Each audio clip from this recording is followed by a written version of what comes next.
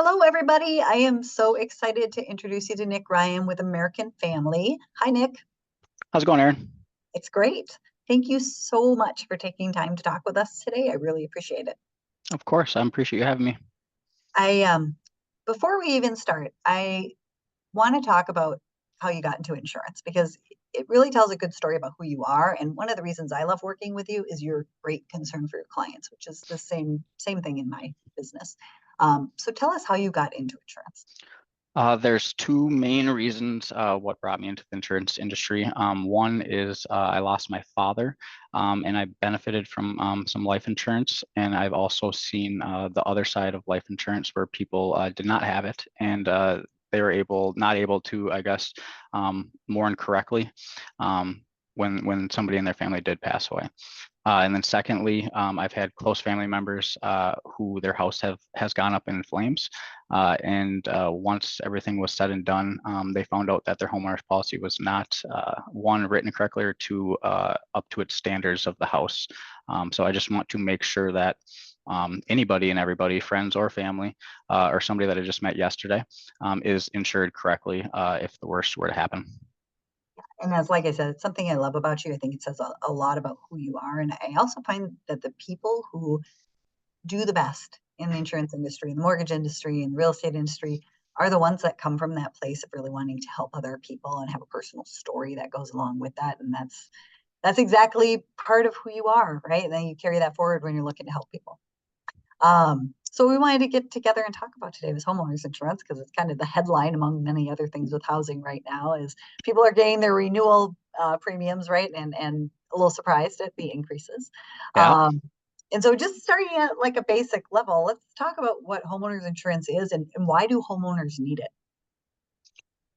The number one concern with homeowners insurance for me is the dwelling coverage, just to make sure that you are covered if the worst were to, if you were to have a total loss, fire, tornado, something along those lines. And then secondly, the most important part, in my opinion, is the liability. Just in case one were to get injured on your property, you want to make sure that you are covered for all instances, whether it be your kid running out on the road chasing after a ball, or somebody jumping on a trampoline.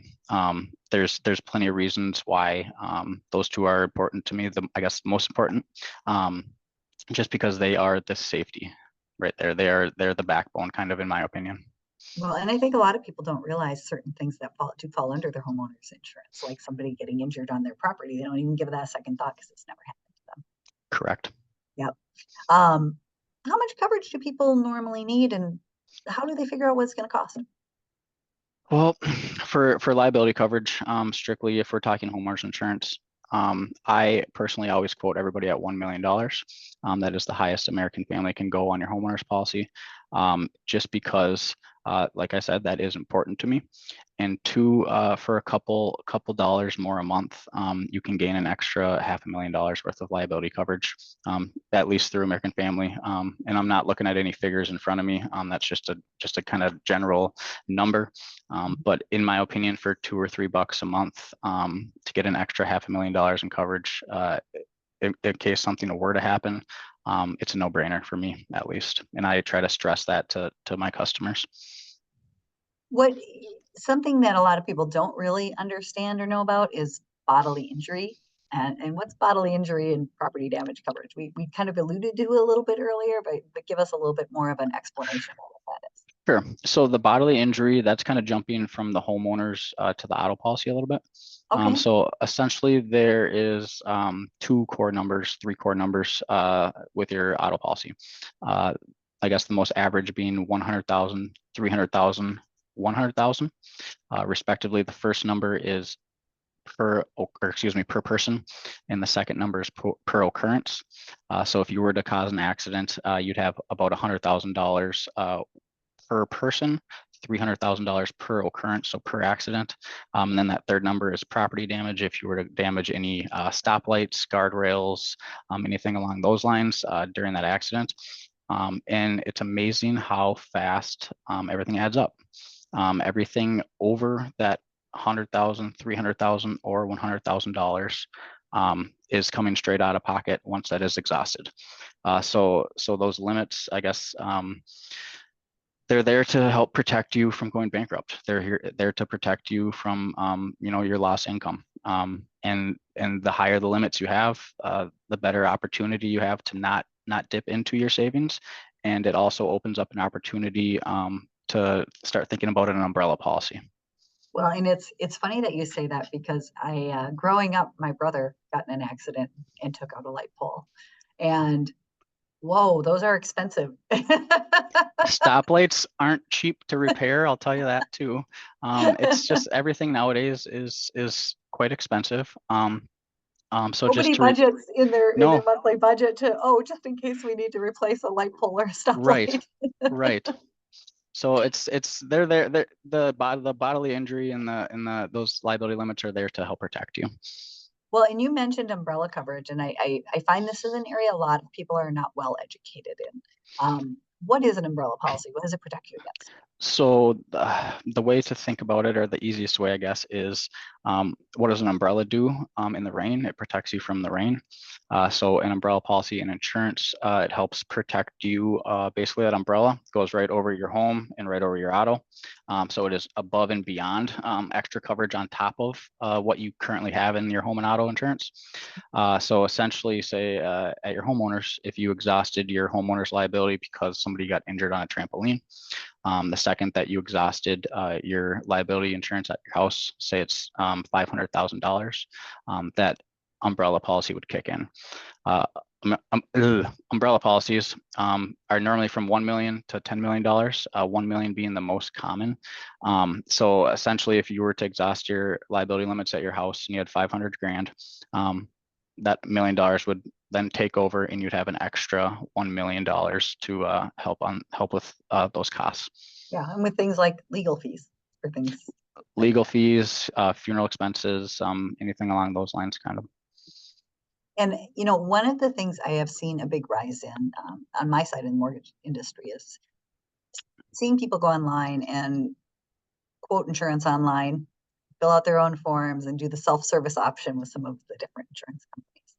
And I worry when I see those, because they aren't necessarily understanding what they're getting or what they are or are not paying for. And specifically with regard to things like endorsements. Sure. What are endorsements and why are they important?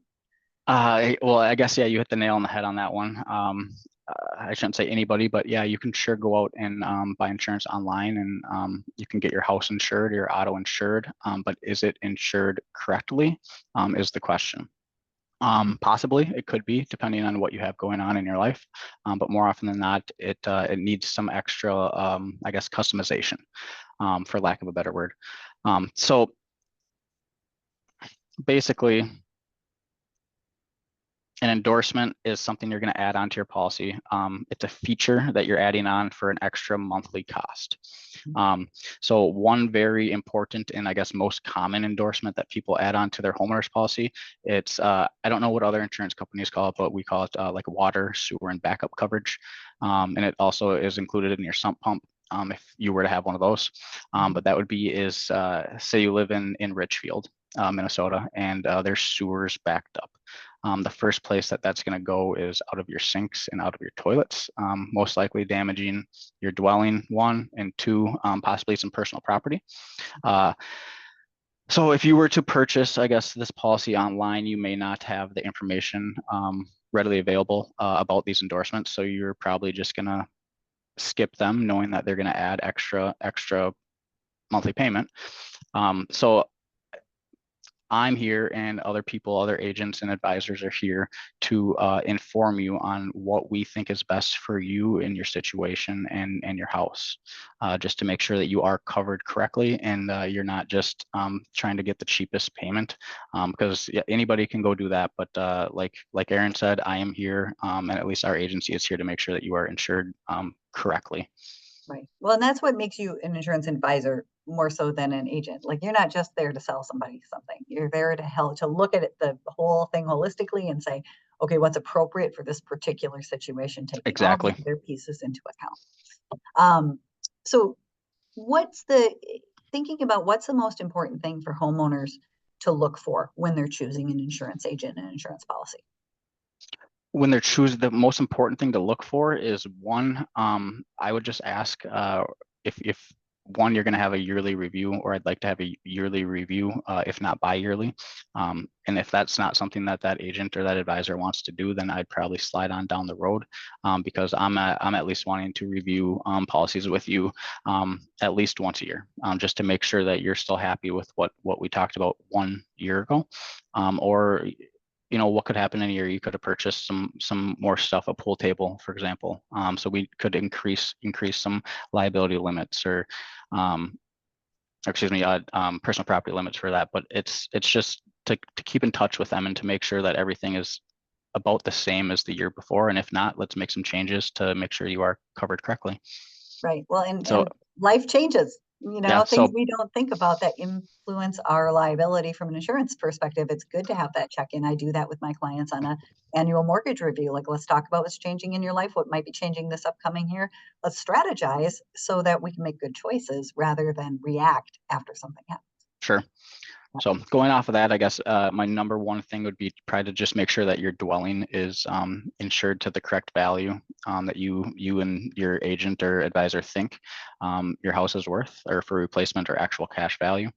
And then liability limits, we stressed a lot about that a little bit ago. That is another area that I would look at to make sure that, one, they're probably the highest that you can secure. Because that is accidents happen, and that is a main reason for insurance. And a lot of people don't think about that. They'll think about their claims or their roof or their physical homeowners or their physical house. But there is things that can happen just on property that can help, or I guess diminish your liability insurance. Right. Well, and this is, again, where I think one of the most important things is choosing an insurance agent that is listening to you, that cares about you, that helps you make good choices, that isn't just trying to sell you something. And that's exactly who you are. Thank you. So, That's what if I'm people want striving to get in for. touch with you, I know that you guys do free insurance reviews. If people are curious if they have good coverage, Yep. if they just want to contact you, talk about their insurance, how do they get hold of you?